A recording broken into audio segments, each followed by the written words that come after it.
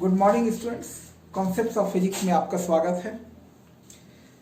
कल तक हमने गॉस थ्योरम की कड़ी में गॉस थ्योरम के दो एप्लीकेशंस को देख चुके हैं। आज तीसरा और आखिरी एप्लीकेशन देखेंगे। हालांकि एक चौथा एप्लीकेशन भी है, लेकिन वो हमारे सिलेबस में नहीं है। और तीसरा एप्लीकेशन ये है कि electric field due to a charge spherical shell, यानी कोई स्फेरिकल हॉलो बॉडी होगा, उसको शेल बोलते हैं। जैसे मान लीजिए कि ये कोई स्फेरिकल शेल है जिसका रेडियस कैपिटल आर है और इस पर चार्ज क्यू है। अंदर से ये खोखला है यानी हॉलो है, और ये इसके सरफेस पर सरफेस चार्ज डेंसिटी मान लीजिए सिग्मा है। Sigma is the surface charge density.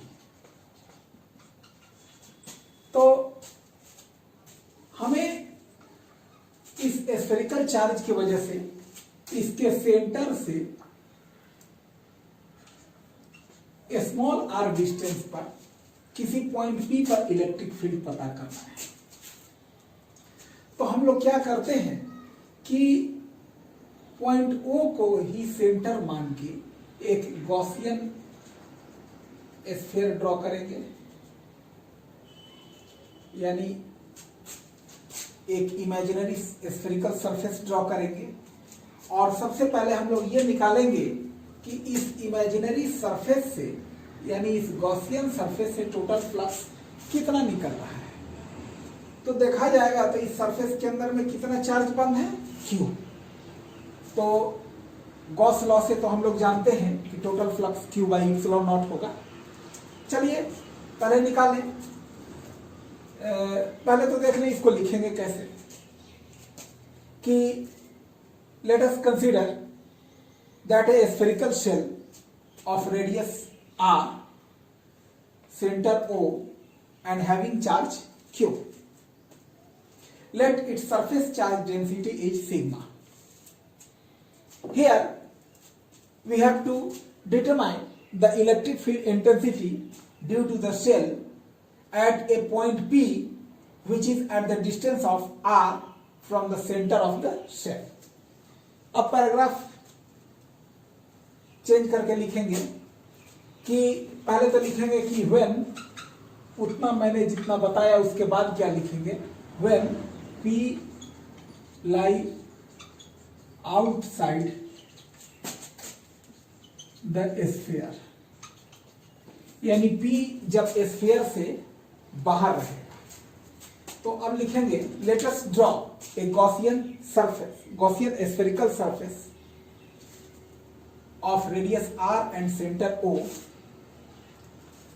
such that point P lie on its surface, यानी पॉइंट P जो है गॉसियन सरफेस पर ही लाई कर रहा है, जिस पर हमें इलेक्ट्रिक फील्ड पता कर रहा है। तो मान लीजिए यहां पर इलेक्ट्रिक फील्ड होगा E वेक्टर, और इस पूरे गॉसियन सरफेस पर कहीं भी मान लीजिए पॉइंट P लेते हैं तो इलेक्ट्रिक फील्ड तो चार्ज से रेडियली आउटवर्ड्स होगा, और इस गॉसियन सरफेस का एरिया वेक्टर भी रेडियली आउटवर्ड्स होगा।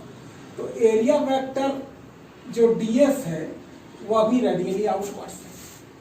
तो सबसे पहले फ्लक्स थ्रू एलिमेंट्री पोर्शन निकालेंगे। मान लीजिए कि इस गॉसियन सरफेस का एक एलिमेंट्री एरिया लेते हैं ds, तो वहां से कितना फ्लक्स होगा।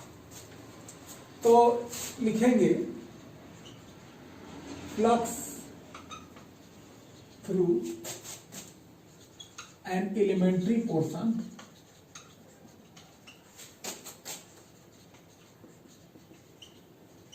of the Gaussian surface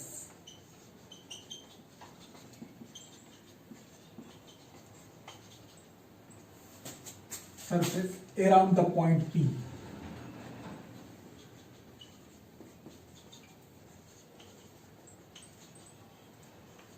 यानी कि flux through an elementary portion of the Gaussian surface around the point P, यानी कि जो एलिमेंट्री पोर्शन लिए हैं पॉइंट P के अराउंड लिए हैं, छोटा सा एलिमेंट्री पोर्शन, इसका एरिया ds, और उसे फ्लक्स कितना होगा ds इज इक्वल टू, तो इस एलिमेंट्री पोर्शन पर इलेक्ट्रिक फील्ड है E और इसका एरिया है ds। क्या लिख सकते हैं कि where E is equal to electric field at point P, और ds इज इक्वल टू लिख सकते हैं surface area of the elementary portion. और आगे इसमें हम लोग जानते हैं कि दोनों के बीच में एंगल 0 डिग्री है, तो E और ds के बीच में एंगल 0 है, तो E ds cos 0, और फाइनली ये आ गया E ds, यहां रहेगा d फाई। यानी अब देखिए, तो ये तो एलिमेंट्री पोर्शन से फ्लक्स आ गया, यानी टोटल ये जो इमेजिनरी स्फीयर है, इसे टोटल कितना फ्लक्स निकाल रहे हैं वो लाएंगे total flux through the Gaussian surface. Gaussian surface, तो total flux phi is equal to, तो इसको इंटीग्रेट करेंगे, और चूंकि एलिमेंट्री पोर्शन इस गॉसियन सरफेस पर कहीं भी रहेगा तो सेंटर से दूरी उसकी r ही रहेगी, तो हर जगह इलेक्ट्रिक फील्ड कांस्टेंट ही होगा, तो इलेक्ट्रिक फील्ड कांस्टेंट हो गया। और ds, इस गॉसियन सरफेस के ds को इंटीग्रेट करेंगे तो गॉसियन सरफेस का टोटल सरफेस एरिया आ गया, जो हो जाएगा E इंटू 4πr²। ये हो गया फ्लक्स, इक्वेशन फर्स्ट। उसके बाद लिखेंगे ऑल्सो बाय गॉस थ्योरम।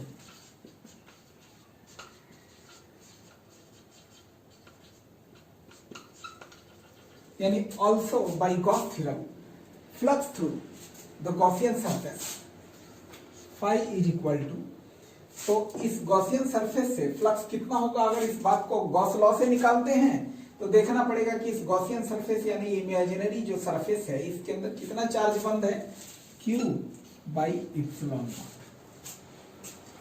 हम लोग चूंकि ये सरफेस है, इसका अगर इस टर्म में हमें सिग्मा के टर्म में अगर चार्ज का वैल्यू पुट करना पड़ेगा, तो देखिए Q क्या है, टोटल चार्ज। तो इस पूरे सरफेस पर, इस ये हॉलो स्फीयर के पूरे सरफेस पर जो चार्ज Q है, तो अगर हम लोग सिग्मा के फॉर्म में लिखना चाहें तो सिग्मा इज इक्वल टू क्या होगा, चार्ज पर यूनिट एरिया, और इसका टोटल एरिया कितना है, ये जो चार्ज, क्योंकि चार्ज के सरफेस पर, ये जो हॉलो चार्ज है इसके सरफेस पर चार्ज है, तो Q बाई, और इसका सरफेस एरिया कितना है 4πr²। ये हो गया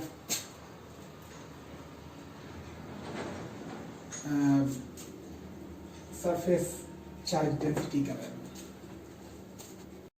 अब देखिए यहाँ Q का वैल्यू हम लोग लिखेंगे तो सिग्मा इंटू 4πr² हो गया।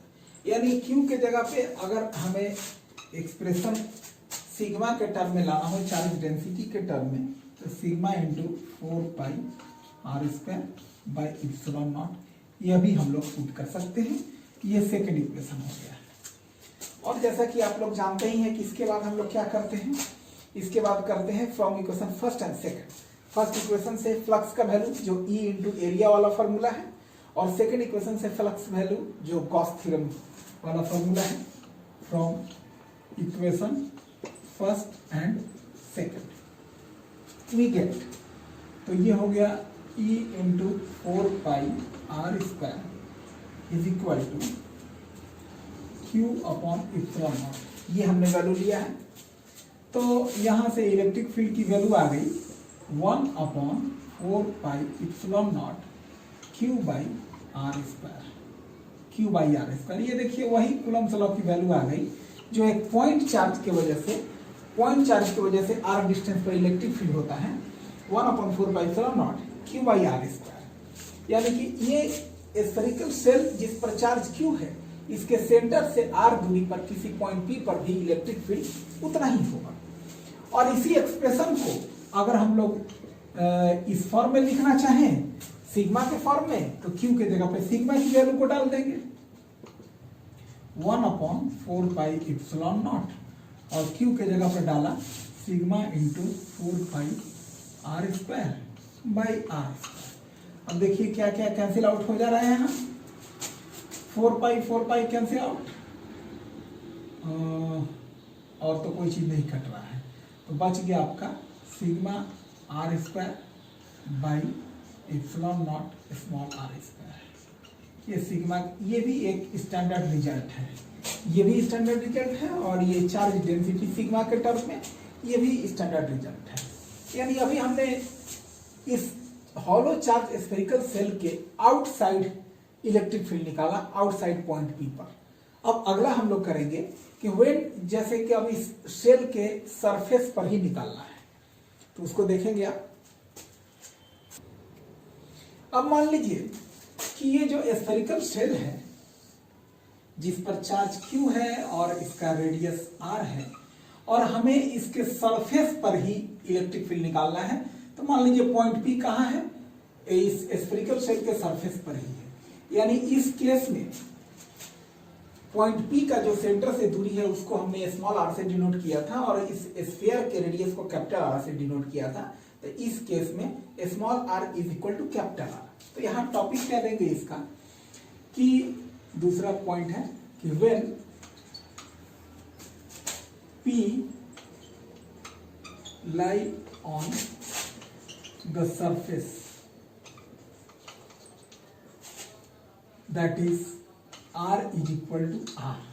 फर्स्ट केस में वहां जो इसके पहले जो हमने फर्स्ट केस लिया था इसमें पॉइंट P आउटसाइड है, उदाहरण टॉपिक के बगल में आप ऐसे लिख देंगे कि small r is greater than capital R, ऐसे लिख देंगे जैसे हमने यहाँ पर ये किया है।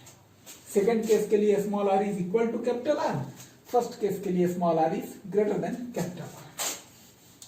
अब देखिए, तो इस केस में अब डेराइव करने की जरूरत नहीं है, यहां उसी एक्सप्रेशन को लेंगे, electric field is equal to 1/4 pi epsilon nought Q by, और स्मॉल r की जगह पर कैपिटल R रख देंगे, ये हो गया। और अगर नीचे वाले एक्सप्रेशन की बात करें, sigma R square by epsilon r, और स्मॉल r की जगह पे यहाँ भी कैपिटल R रख देंगे, तो ये एक्सप्रेशन आ गया सिग्मा अपॉन एप्सिलॉन नॉट। यानी कि इस स्फीयर के सरफेस पर electric field sigma upon epsilon not कहिए या फिर ये कहिए, ये हो गया। अब थर्ड केस है जब पॉइंट P इस हॉलो चार्ज स्फेरिकल सेल के अंदर में है, यानी हमें इलेक्ट्रिक फील्ड इस स्फेरिकल सेल के अंदर में फाइंड करना है, तब क्या करेंगे। When point P lie inside the cell, यानी कि small r is less than capital R, कहने का मतलब कि हमारा ये चार्ज स्फेरिकल सेल है जिसका रेडियस हमने कैपिटल R माना था, सेंटर O, और सेंटर से स्मॉल r डिस्टेंस पे हमें इलेक्ट्रिक फील्ड पता करना है। तो मान लीजिए कि इलेक्ट्रिक फील्ड इस बार सेल के अंदर ही पता करना है, तो स्मॉल r जो है कैपिटल R से छोटा हो गया, यानी पॉइंट P कहाँ है, इस सेल के अंदर में, और पॉइंट P कौन सा पॉइंट है जहां हमें इलेक्ट्रिक फील्ड पता करना है। तो इसके अंदर हम लोग गॉसियन सरफेस अगर ड्रॉ करते हैं, ऐसा गॉसियन सरफेस ड्रॉ करते हैं जिसका रेडियस r है, स्मॉल r है, और उस सरफेस पर पॉइंट P लाई कर रहा है, तो आगे देखें। अब यहां देखिए लिखेंगे, let us draw a Gaussian surface, Gaussian spherical surface of radius r and center O such that point P lie on its surface। अब उसके बाद लिखेंगे flux through the Gaussian surface, यानी ये जो Gaussian surface जो इस spherical shell के अंदर में है, इससे कितना फ्लक्स होगा, flux through the Gaussian surface। तो गॉस लॉ से ही देखते हैं, तो वो होता है Q अपॉन एप्सिलॉन नॉट।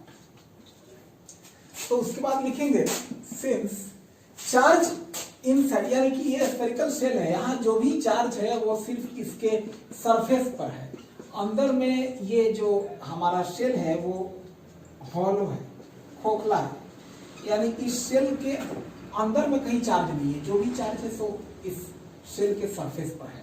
तो गॉसियन स्फीयर के अंदर में तो कोई चार्ज है ही नहीं, तो since charge inside the sphere, the Gaussian sphere, the Gaussian sphere is equal to 0, then the charge inside the sphere is equal to 0। यानी कि ये जो Gaussian sphere है, यहाँ जो भी चार्ज है वो सिर्फ इसके सरफेस पर है, अंदर में ये जो हमारा सेल है वो हॉलो है, खोखला है, यानी इस सेल के अंदर में तो कोई चार्ज है ही नहीं, तो since charge inside the sphere, the Gaussian sphere is 0,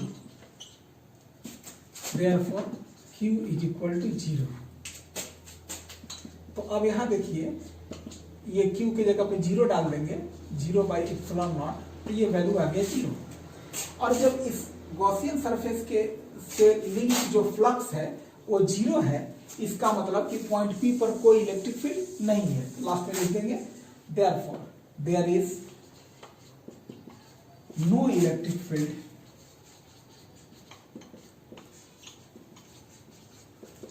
inside the hollow spherical, there is no electric field inside the hollow spherical shell, therefore electric field is equal to 0। यानी shell के अंदर में electric field 0 होगा। यानी इस बात को हम लोग समराइज कर लें, यानी कि कोई हॉलो स्फेरिकल शेल है जिस पर चार्ज Q है और रेडियस R है, और इसके सेंटर से R दूरी पर यानी आउटसाइड इलेक्ट्रिक फील्ड पता करना है। तो इलेक्ट्रिक फील्ड जो आउटसाइड आया था वो आया था 1/4πε0 Q/r²। और दूसरे केस में जब हमें इसके सरफेस पर ही पता करना था इलेक्ट्रिक फील्ड, ये जो चार्ज Q है हॉलो स्फेरिकल शेल, इसके सरफेस पर ही पता करना है, यानी ये कहाँ पता करना है, सरफेस पर ही। तो 1/4πε0 Q/r², छोटा r के जगह पे बड़ा r हो गया। और जब इस सरफेस के ये जो स्फेरिकल शेल है इसके अंदर में कहीं इलेक्ट्रिक फील्ड पता करना है, तो अंदर में इलेक्ट्रिक फील्ड E इनसाइड, अंदर में इलेक्ट्रिक फील्ड 0 आ गया। ये हमने आपको जो तीनों केस हमने किया उसको समराइज कर दिया है। अब गॉस थ्योरम के सारे एप्लीकेशन कंप्लीट हो गए हैं। एक टॉपिक बाकी है, वो एग्जाम में कभी कभी पूछ देता है कि deduce Coulomb's law with the help of Gauss theorem. तो ये मैं आखिरी टॉपिक आपको कल बताऊंगा।